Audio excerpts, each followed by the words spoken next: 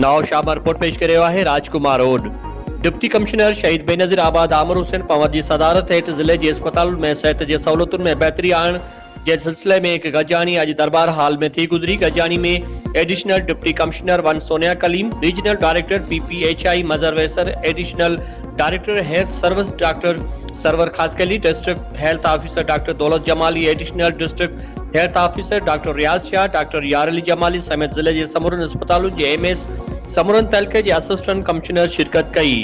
उन मौके के इजलास के खिताब कंदे डिप्टी कमिश्नर आमिर हुसैन पंवर चयो है त जिले के अवाम के सेहत जूं बेहतर सहूलतूं फराहम करे अवलिन तरजीह ॾियूं था। उन लाइ सहूलत खाते के अमलदार अवाम के सेहत जूं बेहतर सहूलतूं फराहम करण लाइ पंहिंजा समूरा वसीला कुतुब आनीन। हिन खेनि इहा भी हिदायत कई है त सेहत के सहूलतुनि में बेहतरी आणण जे लाइ वक्त पाण में इजलास सॾाइन ऐं तजवीज़ूं गॾु करे उन्हनि ते अमल कन यकीनी बनाइन। डिप्टी कमिश्नर कोरोना के बचाव के वैक्सीनेशन के अमल के तेज करने लाइ सेहत खाते के अमलदारन की इहा पुन हिदायत कई है त यूनियन काउंसिल सतह ते बहिराड़ी वारे इलाइक़नि में माण्हुनि खे वैक्सीनेशन कई वञे, जॾहिं त वैक्सीनेशन थियल माण्हुनि खे पोस्टर डोज लगाइण के अमल के पुन यकीनी बनाइण सां गॾोगॾु वैक्सीन के हवाले से डेटा एंट्री के अमल के पुन अपडेट कयो वञे। डिप्टी कमिश्नर वधीक चयो है त नेशनल हाईवे के करे दौलतपुर अस्पताल में डॉक्टरनि ऐं दवाउनि जी दस्तियाबी के पुन यकीनी बनाइण लाइ कदम खया वञनि। उन मौके ते इजलास के regional director PPHI Mazhar Vaisar, DHO doctor Daulat Jamali ऐं ॿियनि अमलदारनि पारां वैक्सीनेशन डेटा एंट्री समेत ॿियनि मसइलनि जे हल लाइ पंहिंजूं तजवीज़ूं पिणु पेश कयूं।